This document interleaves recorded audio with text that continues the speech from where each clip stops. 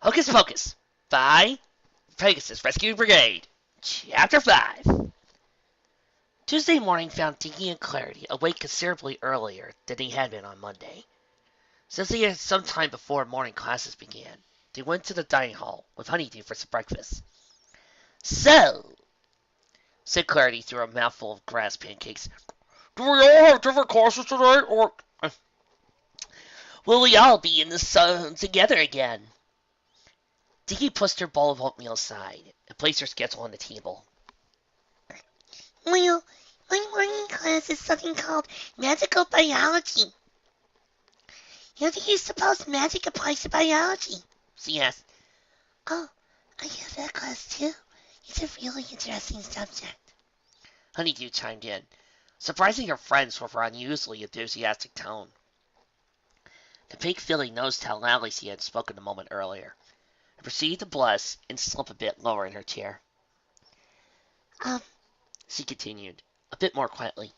Magic biology is both a study of plants and animals with magical properties and abilities, and a set of spells that can have beneficial effects on them.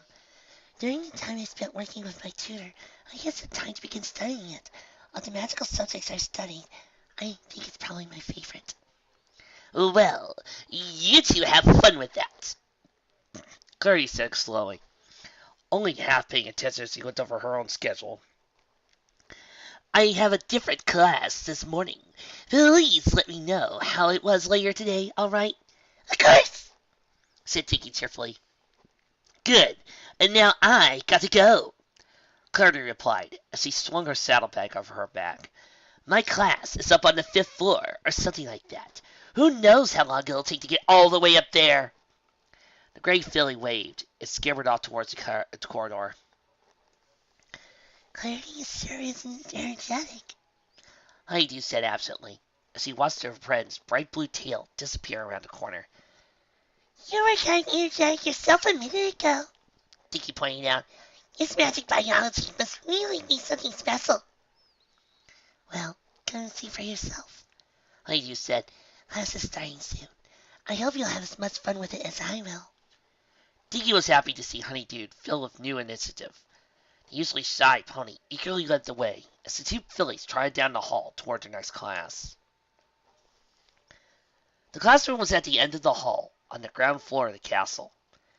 Dinky and Honeydew found the floor already wide open when they arrived. The room they found beyond it was quite unlike the one they had at the class in the day before. There were a few rows of desks, but the class size was obviously much smaller than the practical magic one had been. 3 of the walls were wood-paneled, but the 4th one was entirely glass, allowing sunlight to wash over a collection of exotic-looking plants, growing in pots of various sizes on that side of the room. The ceiling was curved, and rafters crisscrossed just beneath it. Dinky spied a few nests tucked in the corners of some of the wooden beams, but their occupants appeared to be absent at the moment. At the front corner of the room, a short, stocky, middle-aged mare with a dark brown coat and dull reddish-brown mane stood by the teacher's desk. Her cutie mark was a trio of colorful birds, as he wore a wide straw hat with a cheerful blue ribbon tied around it. A bird, no bigger than a sparrow and bright green in color, sat contentedly on one side of the hat's wide brim. Honeydew tried to an open seat as close to the room as possible. Dinky was followed along and took the one just behind her friends. The pair remained in a few moments as the remaining few students arrived and took their seats. Good morning, students! The mayor at the front of the room called. My name is Professor... She was cut off by some laughter in the back room. The professor's voice was not particularly loud or commanding, and a few students were still ignoring her, continuing their conversation. And some of the others were digging through their saddlebags for new notebook and quills. The professor cleared her throat. Excuse me, students. We are going to start now. Still, she was ignored. Hey! Shouted another voice entirely. Turn those stupid snouts of yours forward, you little good-for-nothings! Dinky blinked in surprise.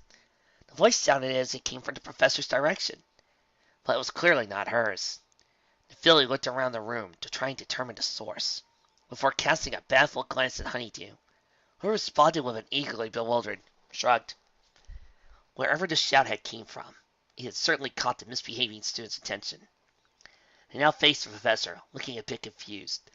Thank you, Cornelius, The professor said quietly. Try to watch your demeanor now. There's no need to be rude. The bird on the professor's hat strutted forward and leaned forward until he was nearly upside down, peering right into her bright green eyes. Yeah, it said in a somewhat grating voice. You never get anything done without me now. The professor chuckled as the students looked and nodded at the talking bird. Quite right, She agreed, nodding to the bird. But I think I can handle it from here. Cornelius ruffled his feathers and returned to his perch on the brim of the hat, looking proud of himself. Now, once again, good morning, students, The mayor called cheerfully, raising a hoof in greeting. My name is Professor Chestnut, expedition enthusiast, and one of Equestria's leading experts in the field of magical biology. She pointed to the strange talking bird. And this fellow taking up space on my hat is my assistant, Cornelius. She added, I came across him in a jungle far beyond equestrian borders, and he's been helping me with odds and ends with my research and teaching ever since.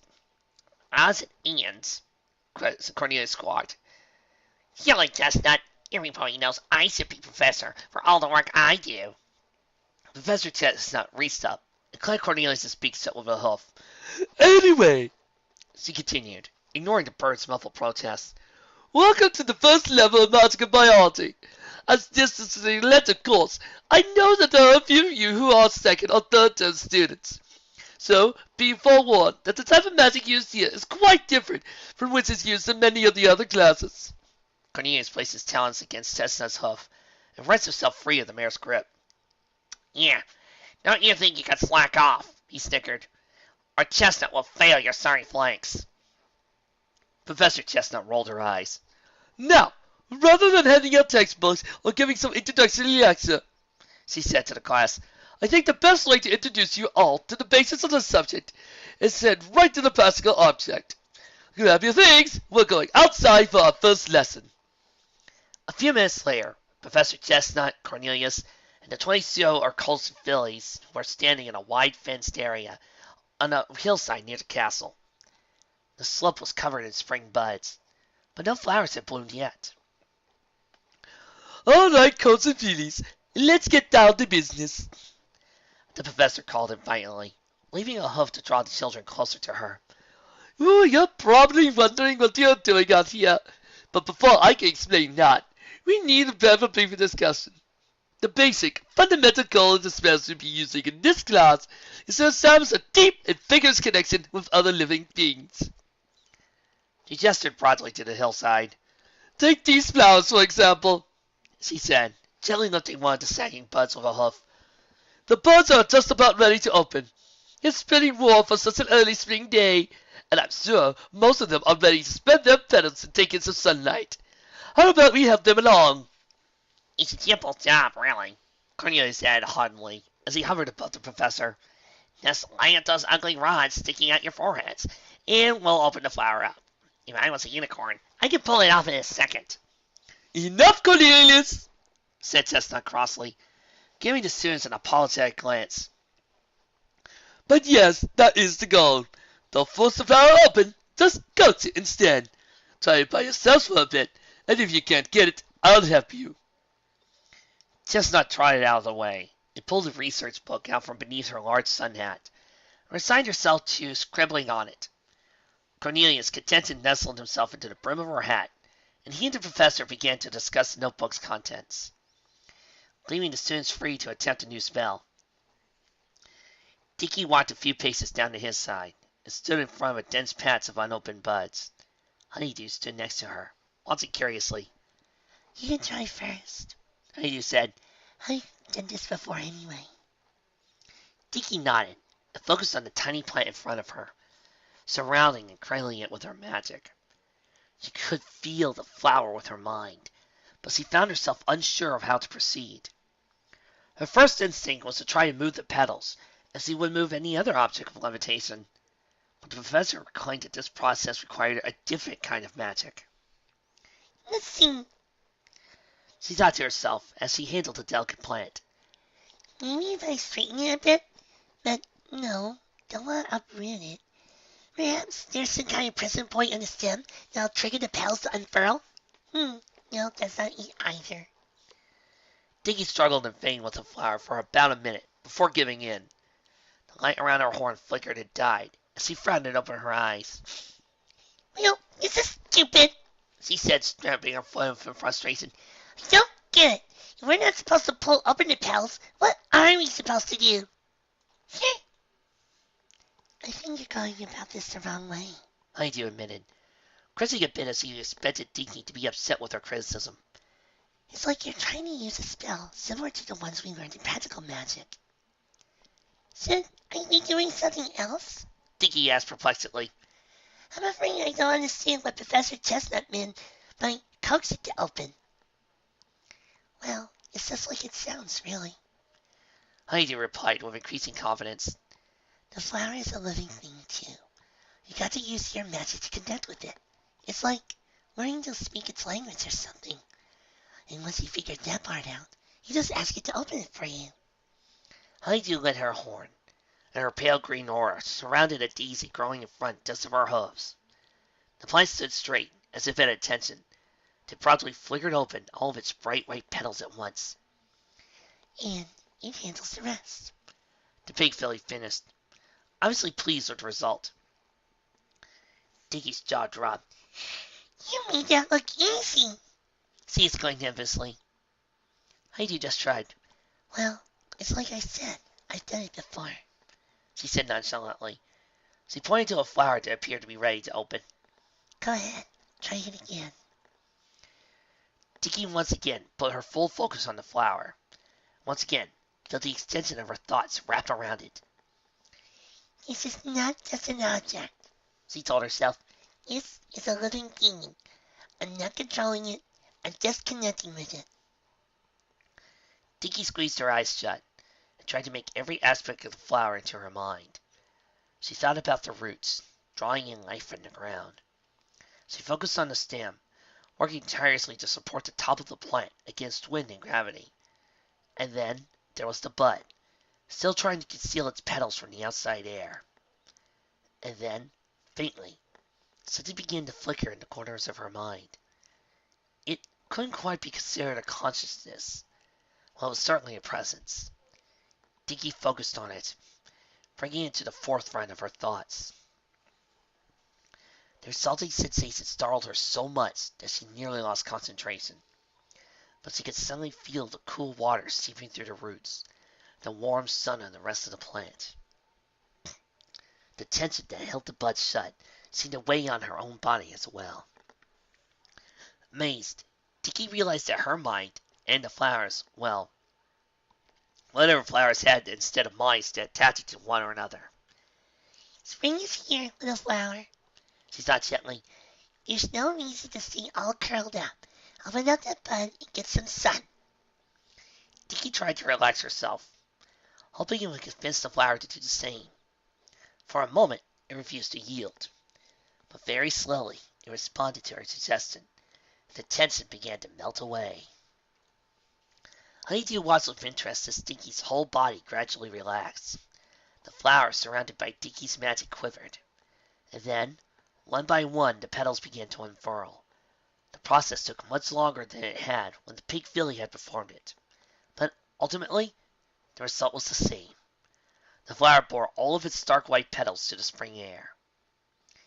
Dinky's magic finally ceased, and her eyes fluttered open.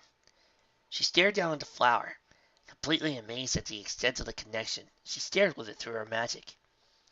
See, not so hard, right? Honeydew asked sensitively, placing her hoof on Dinky's shoulder. No, it's just very different, Dinky said, the memory of the flower's essences still fresh in her mind. I didn't realize magic could even be used for things like that. She trailed off and looked at the flower again. She couldn't feel a sense of affection for it now she had helped it turn its petals skyward. Well, I see that you two have made some fine progress already. The fillies looked up at Professor Chestnut, trotting over and examining the flowers approvingly. Impressive, she continued. You're the first ones in class to open a flower. You see, it takes new students much longer to figure out how to magically interact with another living thing. Yeah, you two are definitely not completely clueless, Cornelius added in such a sincere voice that Dinky was convinced it was his warped attempt at a compliment. Thanks, Professor, Dinky answered. But I only managed because Honeydew here showed me how. Oh, Professor Chestnut asked, turning to Honeydew. And how did you figure it out so fast, dear? I've had some prior experience, Professor, Honeydew replied nervously. In fact, I think I can safely say I know a little more about magical biology than just opening flowers since, Right at the end of her sentence, Honeydew simply turned sheepishly and showed off her cutie mark. Chestnut's eyes sparkled. Oh, goodness, that would explain it. We have a junior magical biologist here, she said gleefully, sitting back and clapping her front hose together, and causing Cornelius to frantically flap his wings to keep his balance. I hope the first few weeks of class don't bore you, Miss Honeydew. I wouldn't be surprised if you're a few steps ahead of the rest of the students. Honeydew blushed to praise. Oh, don't worry, Professor. I'm always willing to practice the simpler concepts because I'm not that good at it yet. Not that good? Dinky balked. Honeydew, why don't you open another flower so the professor can see? Honeydew hesitated, but, encouraged by Dinky's eager expression, she picked out another unopened flower with her horn, and once again the plant almost seemed eager to obey, and it promptly popped open. Jeez, said Cornelius, giving a little whistle. Talk about an overrated senior. I've seen fifth-term ponies who don't do it that fast. Yes, but those special talents were unrelated to the subject, Chestnut argued. I dare say she's better at it than you would be if you were a pony, since your special talent is clearly melting off. Cornelius scowled and occupied himself with preening his feathers. Well, I think I'd better return to the helping of the rest of the class, girls, Chestnut admitted, scanning the rest of the class. The whole seemed to be failing in various ways. The two of you should continue practicing. There are plenty of unopened flowers to go around. She glanced at Honeydew. And feel free to come talk to me sometime if you're curious about anything related to magical biology, she said warmly. Don't feel limited by what we learned in this class if you'd like to study additional topics yourself. Honeydew's eyes lit up. Really? She asked, stepping forward and looking up at Chestnut in something like awe. Thank you, Professor. I'll definitely take you up on that. Chestnut smiled and gave a casual wave of her hoof as she trotted away. Honeydew watched her go, and then began to amble down the hillside, humming contentedly and opening the flowers as she walked. Dinky had never seen her friend acting like this. Honeydew's unusual uncertainty seemed to have melted away completely. Well, Honeydew, I didn't realize you were some kind of prodigy, Dinky admitted. I guess you're really good in your element out here, huh? Honeydew's ear twitched, but she stopped walking. I'm not a prodigy, Dinky. I just really enjoy the subject. But you heard it, Professor, Dinky argued. You're better at this than some of the fifth-term students. And even if it is your special talent, you still need to practice to get that good, don't you? In a way, I've been practicing this all my life. Honeydew said as he opened another flower. Dinky raised an eyebrow. But you had a magic tutor, didn't you? She asked. It can't have been more than a few years since you learned how to do this. Honeydew smiled faintly. Dinky, I mean no offense, but I think maybe your idea of magic is a little more close-minded than it should be, she proposed. Dinky wasn't sure how to respond to that, so she sat down in the grass and waited for her friend to continue. Honeydew, you're going to end up singing, aren't you? You see, I don't think it's really accurate to say that unicorns are the only ponies with magic, Honeydew explained, turning away from the flowers and looking at Dinky. Sir, we're the only ones who can use it consciously, but that doesn't mean it's ours and ours alone. After all, the whole field of magic biology is about finding and interacting with the innate magic in every living thing. The side feeling pointed at the flower Dinky had opened a few minutes earlier. Now, when you connected with that flower, you felt that magic, right? You had to, or I wouldn't have listened to you. Dinky nodded. If a flower has magic, even if it's so little, it's fair to assume that Earth and Pegasus ponies have had magic somewhere too, right? Honeydew asked earnestly. I lived with Earth ponies all my life. I walked through the fields where all our crops were growing, and when you spend enough time with the plants, you start feeling that magic yourself, whether you know a spell for it or not. I could feel it, because I could tell my parents and aunts and uncles could feel it even more before I could. You guys are Earth ponies? Dinky asked. Exactly, Honeydew replied. That's the magic Earth ponies have, I think. A connection to the land, to the things that grow in the soil and live on the ground. They can't consciously tap into the essence of the plants like we can with spells, but they've learned other various ways of communications that are just as effective. You aren't really limited by their lack of a unicorn at all. Dinky recalled a specific, powerful quote from her beginner's guide. Magic is limited only by the strength of mind and the power of the heart. Dinky knew Earth ponies and Pegasi had their own special abilities, but she never considered them as magic before. Honeydew sighed contentedly. I think that's why I've taken such an interest in magical biology. She pointed out. Sometimes I feel more like an Earth pony than a unicorn, but despite that, I'm never quite able to feel that same connection to the land that my family could feel without the aid of spells.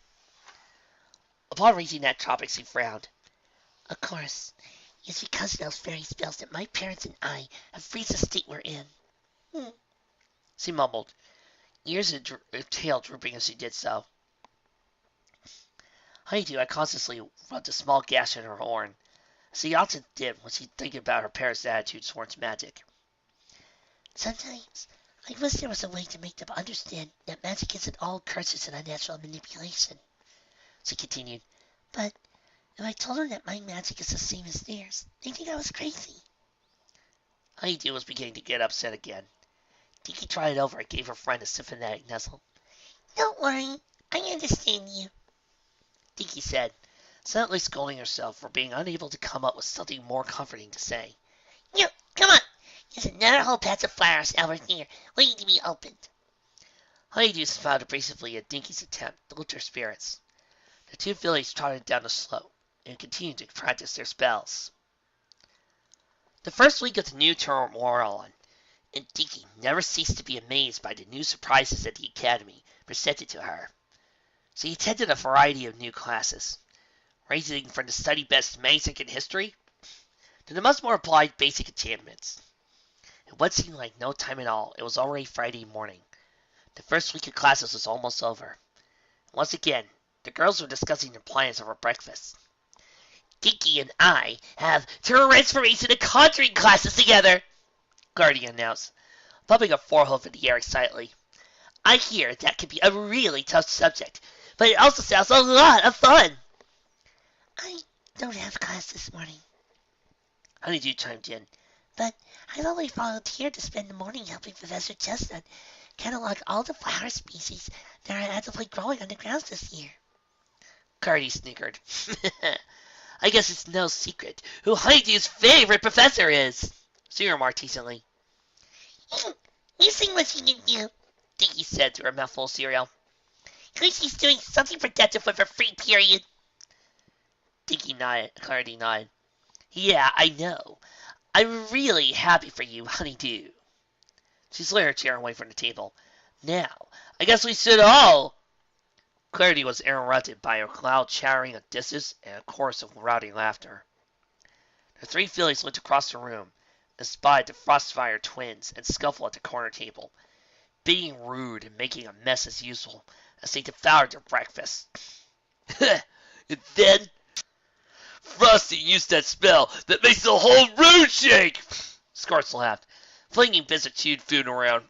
Then the chandelier came loose. The darn thing almost fell right on the professor. I was in stitches. Scuffle laughed. You guys get the ditch for that, right? He asked. Well, duh, Frosty said, rolling his eyes. You're not kicking off the new term right if you don't get at least one test in the first week. Frosty stabbed Scuffle with a back of hoof. How about you, kiddo? Did you manage to stir up any trouble? Scuffle shrugged. Not yet, he admitted. Managed to give a couple of fillies a good scare, though. Cowards. He passed his saddlebag. Slate's a book for them, too. Pretty upset about it. A book? Scorched asked, raising an eyebrow. Gee, Scuffle. Next time, steal something useful, would ya? You know, it's unicorns like these that make me glad I'm a Pegasus. You guys are an insult to your entire race! He playfully caught Scuffle on the back of the head with a hoof, and he and Frost laughed. Dinky scowled as she watched Scuffle and his brothers carrying on. Honeydew placed a hoof on her friend's shoulder. They're not worth getting worked up over, she said softly. Yes, they are, Dinky growled, tossing her mane and snorting angry. Scuffle still has my book. I need to stop stalling and figure out a way to give it back. Could you take it back while he isn't looking? Clarity asked. And how would I manage to do that? Dinky asked. Well, you can't have the saddlebag on all the time, Honeydew pointed out. You can just keep an eye on him and wait for him to set it down, then sneak over and take it back when he's not looking. The big filly scrunched up her nose. He probably won't even notice it's gone. He doesn't look like the study is tight. Dinky watched, but her dismay. Scuffle soon finished his meal and left the hall with his brothers, taking the saddlebag containing his prized book with him. We'll get him later, Clarity said dismissively. Come on, you and I have to get to class. Dinky and Clarity waved goodbye to Honeydew and set off on down one of the castle corridors. The classroom this time was located in one of the castle towers. The girls arrived on the landing at the top of a spiral staircase and trod into a large square room. Much like the practical magic classroom, a portion of the floor space was purposely left open to provide a practice arena for students. Dinky was relieved to see that all the colts and fillies were first-term students. Many of them were also in her practical magic class, actually. That indicated that this was probably going to be a basic class, focusing on the fundamentals of what Clarity had proclaimed was a difficult subject. Standing at the desk was the professor, a strong and stern-looking stallion with a white coat and a short navy blue mane. His cutie mark was strange. It consisted of 3 simple shapes: a red circle, a blue square, and a yellow triangle. Behind the professor's desk was a lone door. It was unmarked. Dinky suspected the room behind it couldn't possibly be very big, considering the tower's dimensions.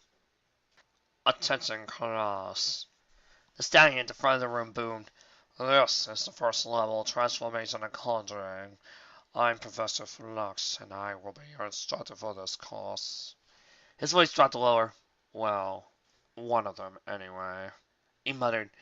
The princess has seen fit to hire an additional instructor to this term. He'll be joining us shortly. He cleared his throat.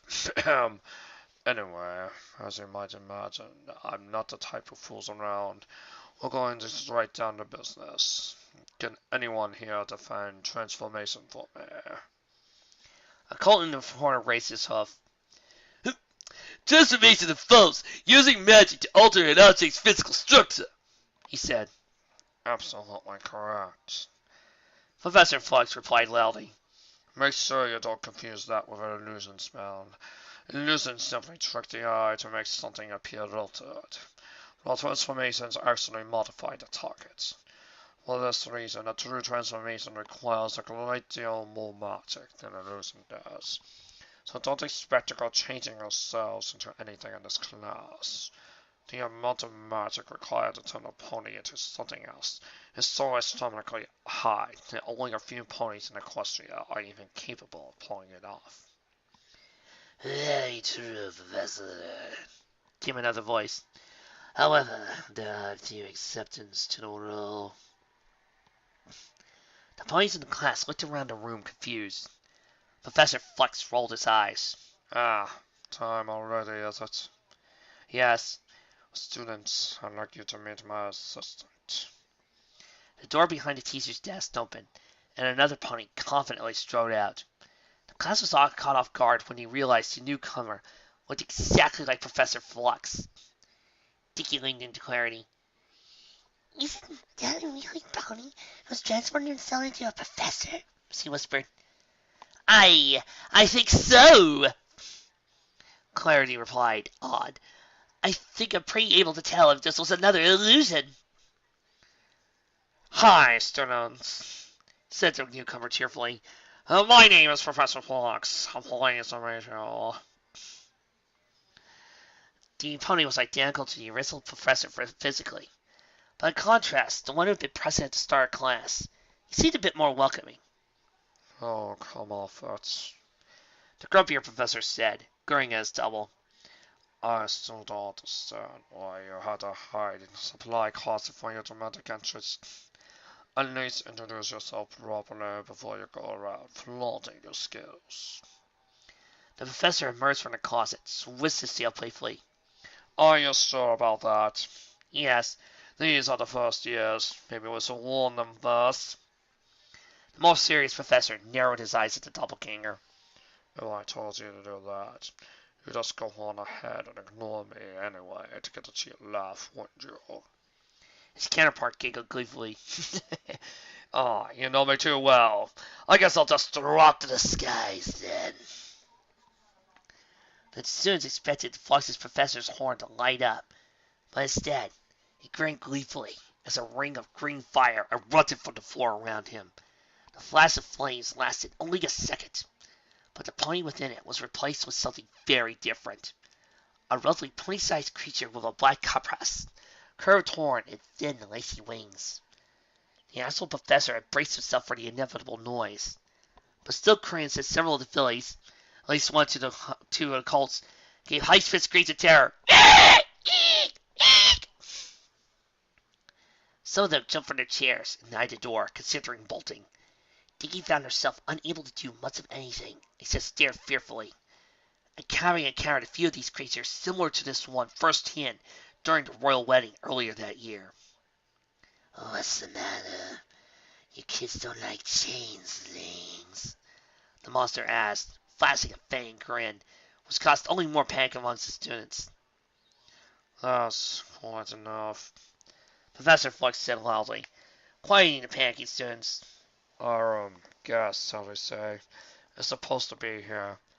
Now, quietly sit back down and let me explain. He glared at the changeling. And you'll tell, he commanded. The changeling nodded and sank onto his haunches.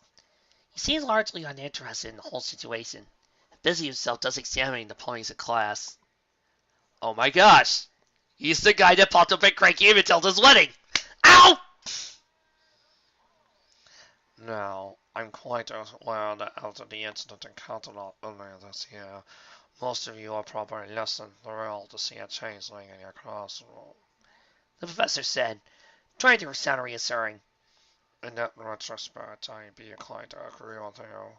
However, Princess Celestia herself has called for this arrangement. Far be it from me to go against her judgment.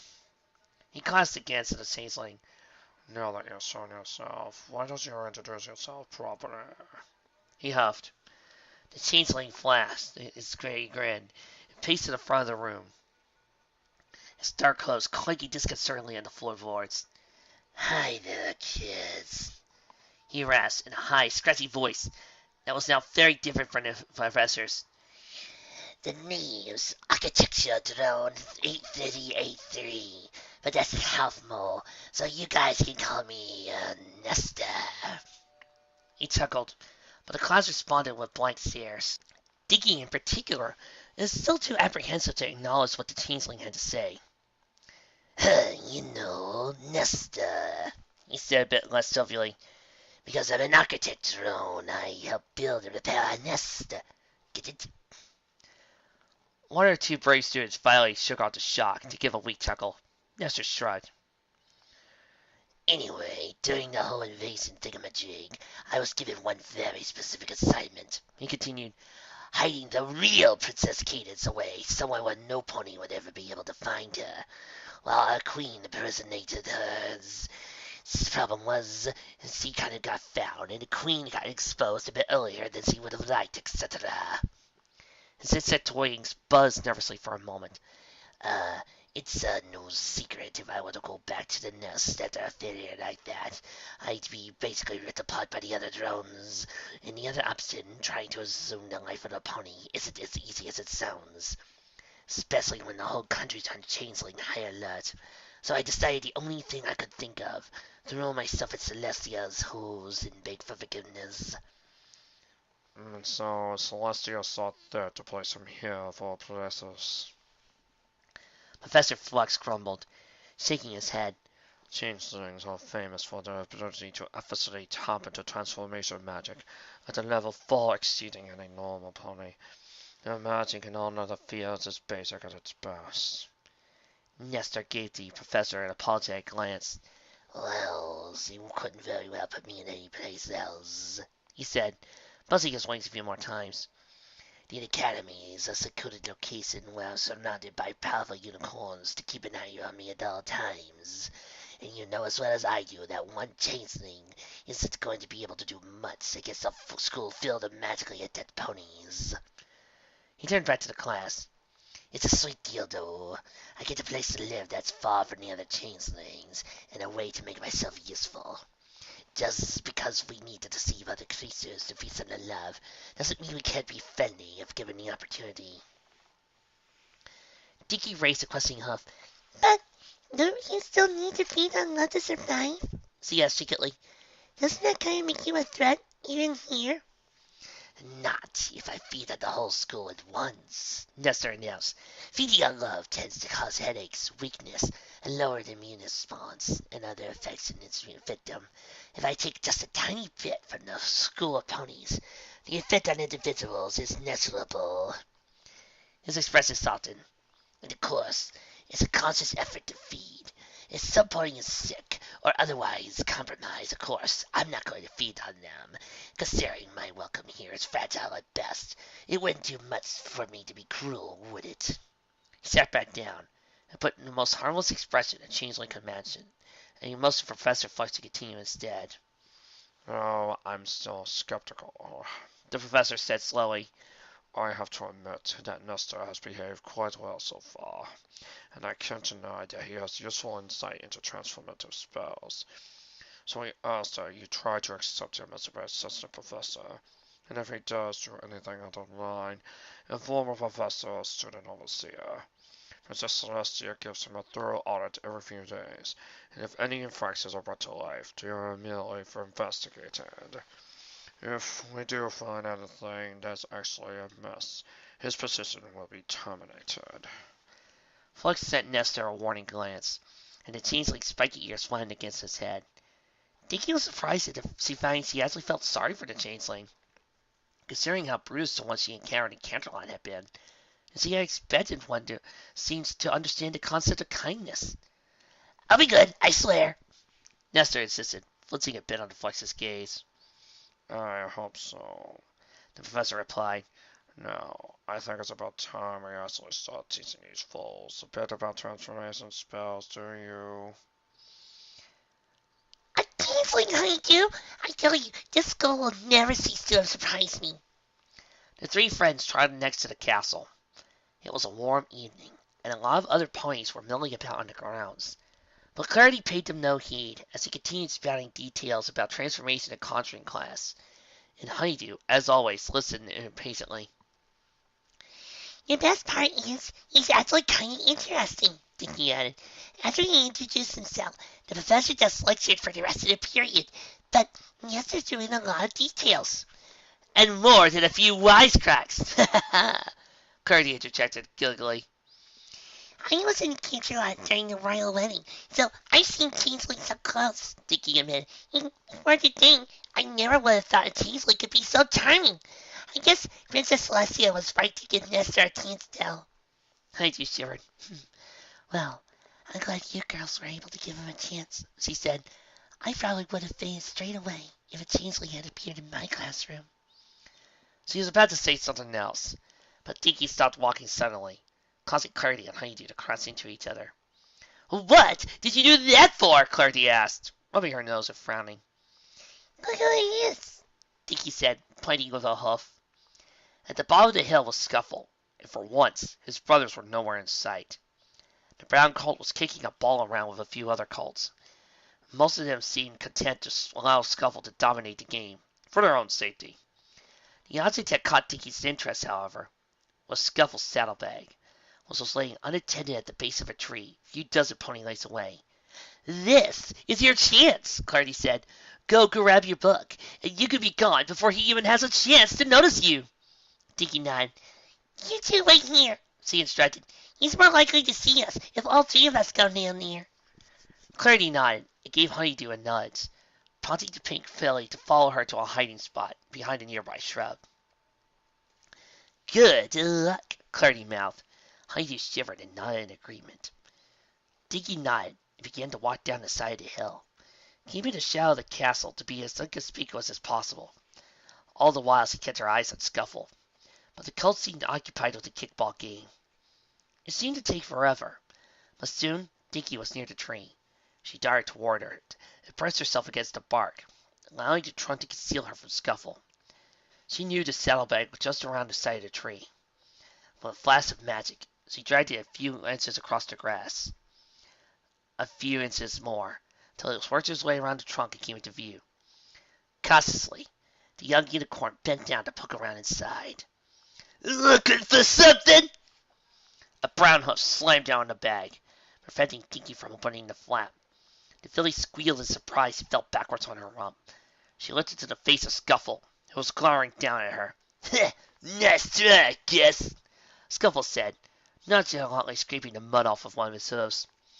I didn't even know you were back there till I saw the bag crawling away. Pretty gutsy move. And here, I thought you were just a little coward. Just give me back my book, Dinky said flatly, refusing to humor the coach. Scuffle smirked. Still waiting over that, huh? He asked. Then why don't you prove you're talented than you look and win it back from me? Dinky raised an eyebrow. You. Well, I haven't had a chance to test out my magic against another foe yet, Scuffle said. If you really want that book, put your magic where your mouth is and duel me. Dinky opened her mouth to object, but couldn't quite bring herself to say it. She did know a few spells that might be useful in a battle. Scuffle didn't certainly know the kind of dangerous combat magic his brothers did. Dinky steeled herself. It was time to take action. All right, Scuffle, you're on. You agreed to what? Clarity pressed her nose against Dinky's, her expression dire. Are you crazy? The Great Filly asked. You don't know any battle magic. Scuffles might not be that tough, but he probably knows more than enough to wallop you. Relax, Dinky insisted. Sure, I don't know any offensive spells, but I do know a few defensive ones. Clarity blinked a step back. Oh, right. You told me about that on the day we met. You used some spells to keep that evil unicorn from attacking your mom and her friends, right? Exactly, Dinky responded confidently.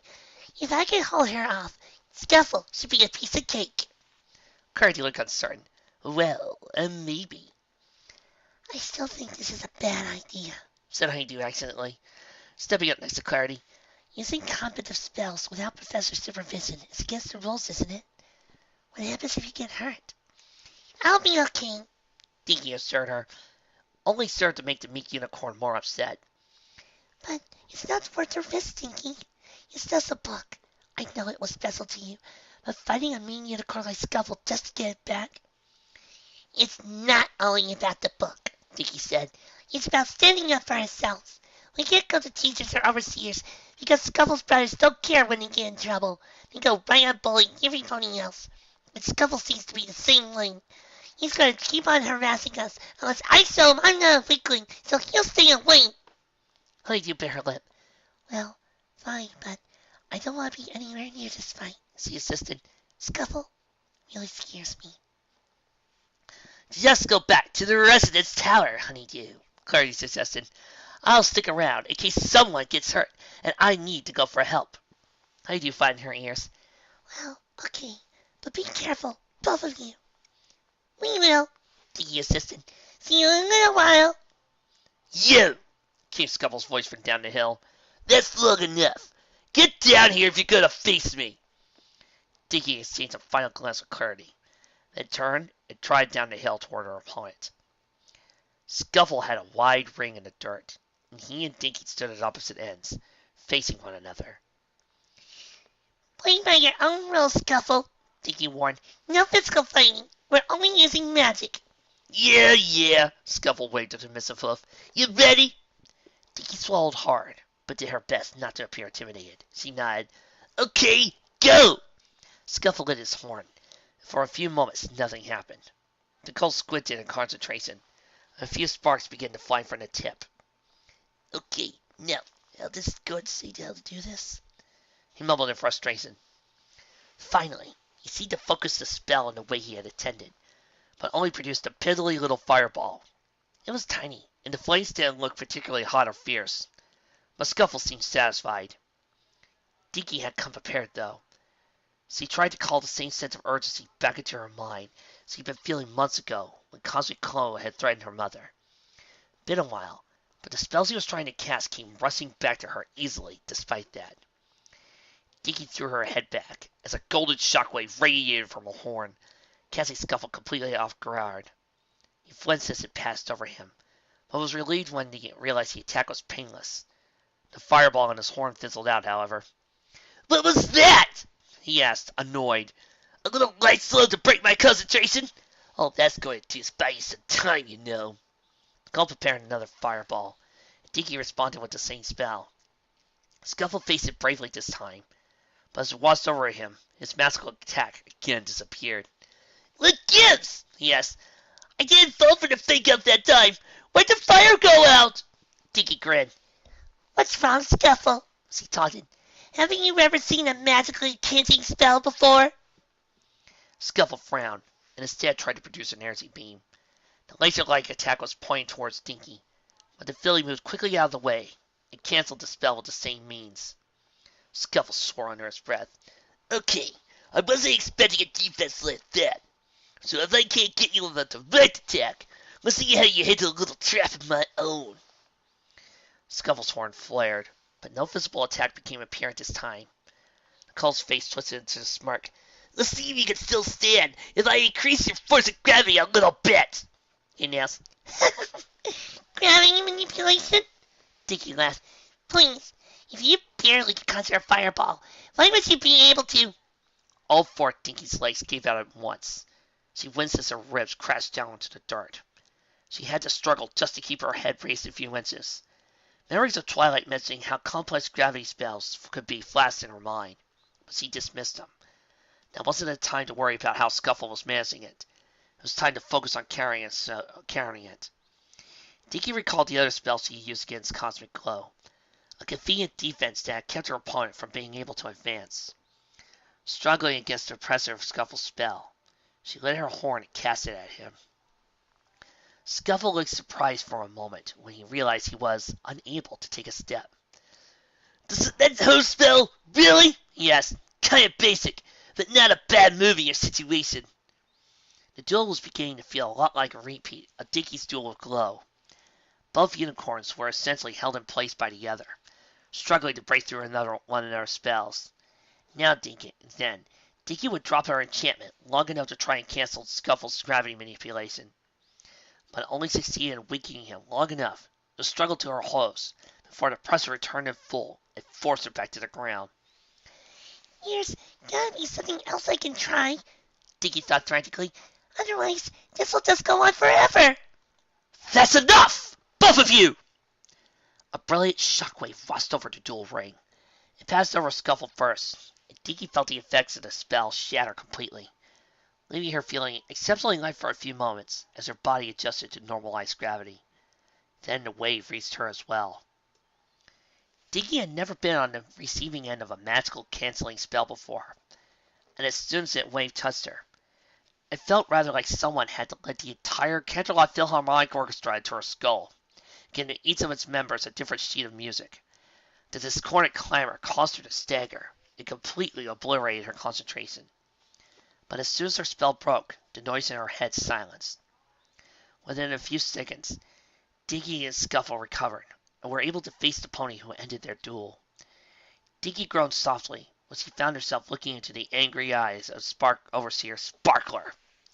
"You two are in big trouble," Sparkler said. "It's the first week of classes. You first-term foals hardly even know each other yet. What reason could you possibly have for breaking school rules in an unauthorized duel?" Neither of the foals replied. Sparkler shook her head. "Whatever. This is no minor infraction," she continued. "I'm taking you both to the dean's office. She can deal with this how she pleases." Sparkler instructed them to follow, and began to make their way back to the castle. Dinky caught sight of Clarity watching from the shadows. The great filly looked concerned, but she motioned for Dinky to listen to the overseer. Scuffle grabbed his bag, and silently the two followed Sparkler into the building. Dinky and Scuffle sat alone on two planes and chairs in the antechamber before the dean's office. Sparkler had gone on ahead, leaving them to wait until she gave the dean an incident report. Scuffle didn't seem too concerned. He swung his high nose idly as he waited for the dean to appear and punish him. Dinky just faced the wall, ignoring Scuffle, stewing her own anger and fear of what was to come. "Hey!" Dinky ignored the colt and focused on the garish parsley on the wallpaper. "Hey, you! Look at me!" Dinky sighed and turned around. What? She asked crossly. What is your name?" Scuffle asked abruptly. "I don't think you ever told me," Dinky Doo. said Dinky levelly. Scuffle replied simply. Well, Dinky, "You kind of surprised me. I wasn't expecting you to actually fight." Dinky didn't signify his comment with a response. Scuffle frowned. Then did something unexpected. Slight blue light surrounded his horn, and a familiar book emerged from his saddlebag. He tossed it unceremoniously at Dinky, who barely managed to catch it with her own magic before it hit the floor. The filly Scuffle raised an eyebrow and carefully inspected the book.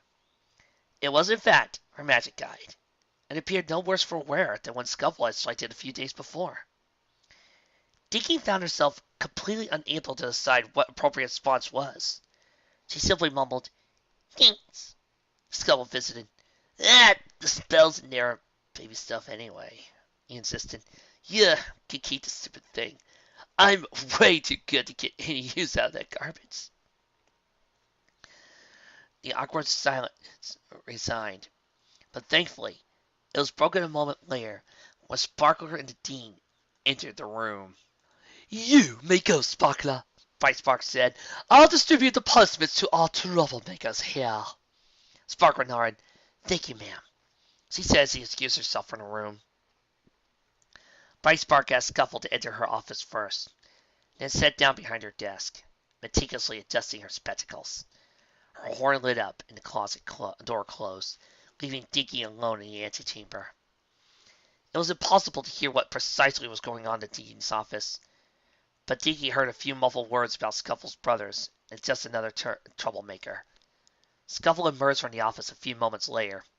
He didn't pay Dinky so much as a glance as he trotted from the room. "Your turn, miss," the dean called, motioning for Dinky to enter. The filly trotted nervously inside and took her seat. Dean opened Dinky's file. "So, guys, pause a moment here. Who do you think's worse? Abacus Fizz or Bright Spark?" The dean opened Dinky's file. "So," she said, glaring at the filly, "you're Miss Dinky Doo. You're a first-time student, and with no family members who have attended this pass. It's rare to see a filly like you getting into trouble so early, but that's your decision, I suppose." Bright Spark's expression was cold. "Now, Dinky, you were an interesting case, if I remember correctly. Your application was rejected, but Princess Celestia overturned it against my recommendation." She's found me a tutor, Dinky said. I know all the magic I need to. Really? The dean's face remained dour. All the magic you need to get yourself into trouble, apparently, she said. I'm aware of your situation, but unlike Celestia, I'm not so easy to convince a filly can learn all the magic she needs to succeed in the span of a season or so. The princess claims you're proficient, but I suggest you're only here on a special favor. She reclined in her chair. I suppose I'm getting off topic, though, she admitted. The reason I brought this up is because I want you to understand that both you and Scuffle started this term with a bit of stigma against you two, albeit for very different reasons. And because of this little dueling incident, none of you have left a very good first impression. I would have been more careful about that if I were you two. I'll be keeping an eye on both of you in the future. Bright Spark's horn lit up. She looked at a quill and scribbled something in Dinky's file. All right, then, she said curtly. You will serve detention tomorrow morning at 6. Lateness or failure to attend will result further punishment. Am I clear? Dinky nodded. Good, Nadine said curtly. Now, it's getting late. Get back to the rest of the towers, and don't let me hear about you causing more trouble, or I won't be so lenient next time. Nadine swiveled in her chair and waved a dismissive hoof at Dinky. Go on, get out of here. Dinky stared at the back of the teen's chair, but the mare said nothing more. The filly waited a moment more, then quietly slid from her seat, quickly made her way back out of the room.